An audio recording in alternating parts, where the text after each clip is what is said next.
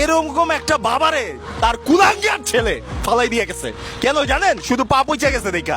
দেখেন তো কি মায়াবী একটা চেহারা, চেহারাটা দেখেন কত মায়াবী একটা চেহারা। না খাওয়া ছিল এই যে খাওয়ান খাওয়াইছি, ছেলে বাবাকে পা পচে গেছে দেখা ফালাই দিয়ে গেছে। এইখানে দাঁড়ানো যাচ্ছে না গন্ধের জন্য।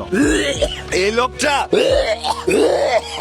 লোকটার পা পচে গেছে ভাই, একটা ইউনিভার্সিটি এরিয়ার মধ্যে এই লোকটা পা পচে শুয়ে আছে। দেখেন ওনার পাশে দাঁড়ানো যাচ্ছে না ভাই, গন্ধটা কেমন সহ্য করা যায়? অথচ এই লোকটার যদি আমি এখন হসপিটালে নিয়ে যাই, একটা মানুষ সাথে থাকবে না। উল্টা এক যে এখানে যে ভিডিও করতেছি না, অনেকের থ্রেট দিয়ে গেছে, এটা নাকি অনেকের মান সম্মানে আঘাত লাগতেছে। দেখেন এই মুরব্বিটারে আজকে বহুদিন ধরে না খায় আছে, এই সন্তান ফেলে দিছে, ওনার পা পচে গেছে। আমি যদি এখন হসপিটালে নিয়ে যাই বলবে যে ভাই আমরা পারবো না। এই হচ্ছে বাস্তবতা। দেখেন 20 থেকে প্রায় 23-24 সাল পর্যন্ত আমি রাস্তায় যতগুলো এরকম পচা গলা নিয়ে গেছি, কোন হসপিটাল এটা ট্রিটমেন্ট করতে রাজি হয় নাই। শুধু দুইটা মানুষ ছাড়া, মিল্টন সমাদদার আর ওই মানবিক শওকত, এই দুইজন ভাই ছাড়া কেউ এই পচা গলার কাজ দেয় না। আমি নিয়ে যাব, 10 জন পিছনে লেগে যাবে, বলবে আপনি এটা নিছেন কেন? অথচ এই এরিয়াতে নাকি 1.5 মাস ধরে এই পচা পানি পড়ে আসছে, কেউ দেখে না, কেউ দেখে না। পুরা মাসি ধরে গেছে, কোন হসপিটালে নিব বলেন? মিল্টন সমাদদার আর মানবিক শওকত, ওনাদেরকে আমাদের উচিত মাথায় করে রাখা। এই কাজ তো ভাই আমি পারি না, আমি হসপিটালেই নিয়ে যেতে পারি।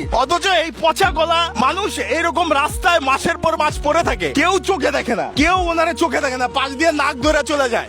ভাই উনি কি ময়লা? উনি কি ময়লা যে আপনারা ময়লা নাকে পাইছেন? উনি কি বাথরুম? তাইলে এমন কেউ এই ব্যবস্থাটা করে দেন যে এই হসপিটালে এখন থেকে, সরকারি এই হসপিটালে এরকম পা পচা এই গলা এই মানুষদের ট্রিটমেন্ট হবে। পচার গন্ধ বসা যাচ্ছে না। আপনারা জাস্ট চিন্তা করেন, সারাদিন এখান দিয়ে শত শত মানুষ যায়, ময়লার মতো করে নাকে হাত দিয়ে চলে যায়। আমাদের কি কোনো দায়িত্ব নাই? একটা ছেলে, উনি যেটা বললো, ছেলে বাবাকে পা পচে গেছে দেখা ফালাই দিয়ে গেছে।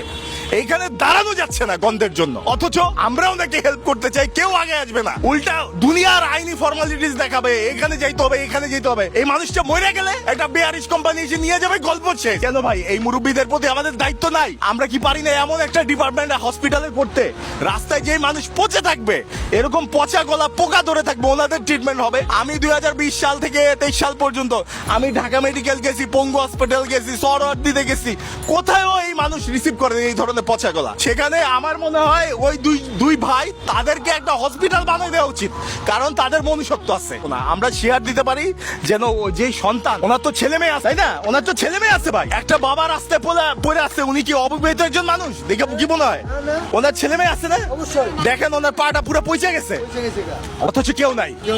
এই শীতের রাতে আমি রাতের বেলা দেখছি এই কম্বলটা আমি নিয়ে গেছি, কোনো ব্র্যান্ডিং নাই, নাম নাই, দেখেন কোনো নাম নাই, অথচ একটা গেঞ্জি পরাই দিয়ে গেছে, নাম আছে পিছনে, দেখেন নাম আছে। আপনারা ভিডিওটা এমন ভাবে শেয়ার করেন যেন আইনি জটিলতাটা কেটে যায়। আপনাদের শেয়ারের মাধ্যমে আমি ওনারে নেয়ার লিগ্যাল রাইট পাবো। এই ইউনিভার্সিটির সিকিউরিটি আশেপাশে পোলাপান আমারে ধরবে, কই নিয়ে যান বলবে না? যখন আপনারা শেয়ার করবেন, তখন সোশ্যাল মিডিয়াতে, ফেসবুকে ভাইরাল হওয়ার পরে মানুষ বলবে না ওনারে আপনারা ট্রিটমেন্ট করেন বা আমরা করি।